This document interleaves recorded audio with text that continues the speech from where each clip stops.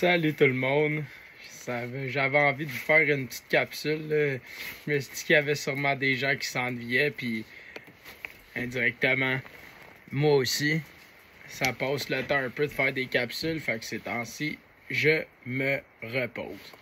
Donc, j'ai une vidéo qui a été faite par une personnalité politique, Clémence Guette, qui est la coordonnatrice du programme de Jean-Luc Mélenchon pour 2022 en France et secrétaire générale du groupe FI Alan. Puis, elle va nous faire des révélations qui, encore une fois, vont venir confirmer directement ce que nous, les messagers, les gens avant-gardistes, ceux qui, soi-disant, sont des complotistes, avaient raison. On va entendre des statistiques qui, ma foi, me donnent des frissons dans le dos à chaque fois que je les entends, parce que je peux pas concevoir que les gens laissent ça arriver sans rien dire. Donc, à l'instant, allons-y avec le rapport choc du GIEC. La moitié de l'humanité est menacée. Alors, cette semaine, ce lundi, il y a le nouveau rapport du GIEC qui est sorti, qui a été publié et mis en ligne. C'est ce groupement d'experts internationaux qui étudie les effets du changement climatique. Et alors malheureusement, comme à chaque rapport, ils constatent que la situation s'aggrave. Cette fois-ci, les constats sont vraiment alarmants, c'est-à-dire qu'ils évaluent qu'environ la moitié de l'humanité va se retrouver dans un contexte extrêmement soumis au changement climatique, notamment avec des pénuries d'eau massives à prévoir pour environ la moitié de la population, de nombreuses espèces, environ une espèce sur deux qui est menacée d'ici à la fin du siècle. Donc les constats sont à la fois unanimes et extrêmement inquiétants, et silence total, personne ne réagit. L'écologie et l'urgence climatique, c'est 2,7 du temps médiatique, du temps qui est consacré dans les médias pendant cette campagne présidentielle. Et donc, c'est l'inaction totale. Et d'ailleurs, c'est une grande spécialité de notre président, Monsieur Macron, champion de la Terre, qui s'était autoproclamé ainsi au début de son mandat. Il nous a fait une grande loi climat, mais il n'en est absolument rien sorti et les objectifs étaient moins ambitieux que ce que prévoyaient les accords de Paris. Il a mis à la poubelle les propositions de la Convention citoyenne pour le climat et donc il a été condamné pour son inaction climatique à plusieurs reprises. Ce rapport, il a été commenté notamment par le secrétaire général de l'ONU qui a dit que ça décrivait un atlas des souffrances humaines à venir et des souffrances animales et environnementales de manière plus large. Et nous, ce qu'on souhaite dire aujourd'hui, c'est qu'il y a des responsables de cette crise qui est à venir, qui est déjà en cours, mais qui va s'amplifier. Les premiers responsables, c'est les très très riches, puisque Greenpeace notamment a sorti un rapport la semaine dernière qui montrait la responsabilité des riches du fait de leur train de vie, mais surtout du fait de la façon dont ils investissent leur patrimoine financier.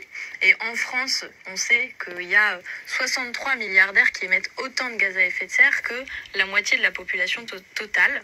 Donc il y a des responsabilités et elles sont sur les très très riches, leur mode de vie et la façon dont ils utilisent leur argent, et sur les multinationales que de fait ils possèdent.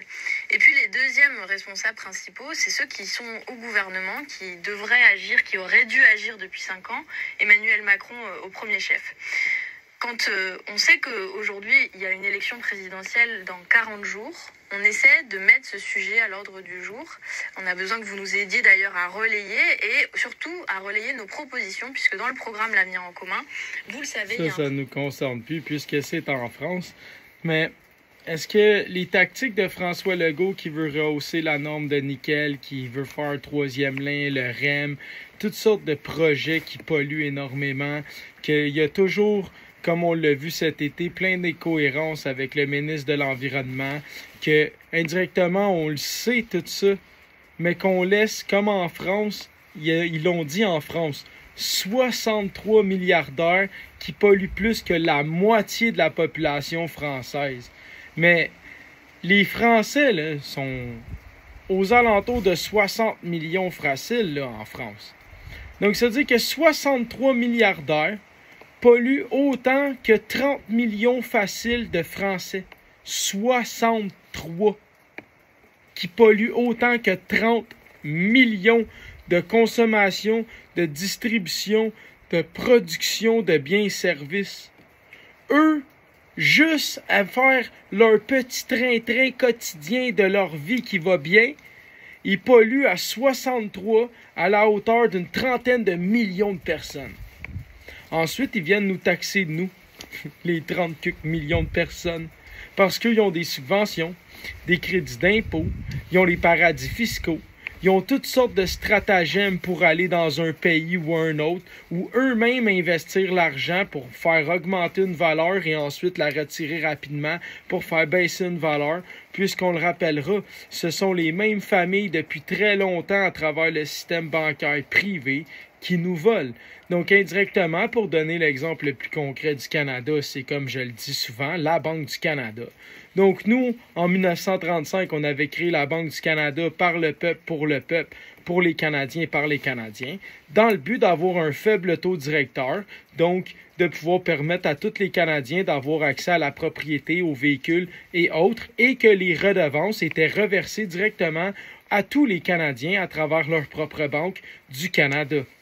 Mais quand Père Trudeau a été, dans les années 74, changé la façon d'emprunter sans débat public ni au Parlement, et qui ont coupé dans les programmes d'infrastructure et autres types de dépenses gouvernementales, ça a conduit à un endettement exponentiel des Canadiens. Et pourquoi? Parce que quand il a changé la manière d'emprunter l'argent, d'emprunter cet argent qui était le nôtre à travers nous-mêmes, il a fait en sorte que maintenant, c'est la banque qui emprunte à notre banque. Donc, notre argent collectif canadien et la Banque du Canada, exemple. Les banques privées nous prêtent de l'argent à nous, mais en empruntant notre propre argent à la Banque du Canada avec un taux plus bas. Donc, indirectement, c'est comme prendre votre propre argent, la donner aux banquiers pour qu'ils vous la reprêtent avec des intérêts. Et ensuite, on se demande pourquoi on dit que ils créent l'argent de la dette. Ben voilà, ils créent l'argent de la dette parce que c'est nous qui sommes l'argent, c'est notre banque, c'est nos ressources, nos territoires, notre production, notre souveraineté, notre État, notre pays. Et c'est ces gens-là qui en tirent profit à travers les corporations et les quelques milliardaires sur cette terre, qui sont environ 2206. Ce chiffre a pu varier depuis la dernière fois que je l'ai mis à jour, mais pour l'instant, c'est 2206 milliardaires qui sont en train de détruire les biosphères, la Terre et toute la probabilité d'un avenir prospère. Donc, merci vraiment pour vos bonnes affaires. Puis j'espère que vous allez comprendre que c'est pas avec des taxes, puis c'est pas avec des impôts comme sur l'essence actuellement, qu'il y a plus de 52 cents de taxes le litre, en plus de l'inflation et de la dévaluation du dollar vu l'endettement, et toute autre sorte de circonstances comme l'augmentation de 19% des semences. Donc, encore une inflation indirecte, puisque si toute semence de fruits, de légumes et autres qui sert à faire nourrir des animaux ou des humains ou de l'éthanol coûte 19% plus cher, plus l'essence qui coûte maintenant, on parle d'un bon d'environ 50 à 70 cents le litre en l'espace de même pas une année. Si on recule de 2 ans, on parle $1, $1,10 le litre de bon, c'est 55 cents par année d'inflation sur l'essence. Donc c'est considérable. Ensuite, on regarde le prix de la viande, on regarde le prix des produits laitiers, on regarde, tout est en hausse. Les tensions géopolitiques sont en hausse. Pourquoi? Parce que les milliardaires jouent avec les ressources pour se les accaparer et s'assurer de la propriété de tout ce qui est, soi-disant, le bien collectif de l'humanité. Okay? Puis ils sont en train de s'en empiffrer d'une manière qui dépasse l'entendement. C'est comme la mythologie qui disait différents animaux ont donné différents pouvoirs à l'humain. Je résume rapidement. Et à la fin, le dernier humain, le hibou a regardé l'humain et a dit: je vois un vide que rien ne va combler dans l'homme et ça me fait peur. Eh bien voilà ces gens que ce hibou décrivait dans cette mythologie amérindienne. C'est juste incroyable. Fait que j'espère vraiment que vous allez réaliser que si on veut s'en sortir, ça passe par aider la terre, aider les biosphères, aider les animaux autour de vous. Créez-vous un jardin, nourrissez ce que vous pouvez, puis aménager le territoire d'une manière responsable qui fit avec votre environnement. C'est pas tout le monde qui vit à la même endroit, dans le même environnement, avec les mêmes circonstances de sol puis de biodiversité. Donc, il faut savoir s'adapter pour maximiser et faire prospérer cette vie, puisque c'est la clé de notre survie, puisque la plus grande différence est notre plus grande force, puisque chacun des êtres vivants à côté de vous permet d'être vivant à votre tour. Fait que j'espère que vous comprenez qu'il est grand temps de planter des arbres, de restaurer les berges, puis d'aider les océans à être réoxygénés et à arrêter d'être saturés en CO2 qui fait augmenter l'acidité, qui fait mourir les organismes avec différentes carapaces comme les crustacés, le phytoplancton, excusez-moi, et autres qui sont à la base de la chaîne alimentaire. Donc, c'est vraiment important de comprendre que l'enjeu, c'est ces milliardaires, c'est les multinationales, c'est le complexe militaro-industriel qui veut s'affranchir de toute autorité et qu'en ce moment est en train de le faire à coups de milliards puis de trilliards de lobbying puis de power distribution style. OK? Fait que merci à vous. 432 Hz, 72 BPM, je t'aime. Oui, oui, toi. So, lâche rien parce qu'ensemble, ils n'auront rien.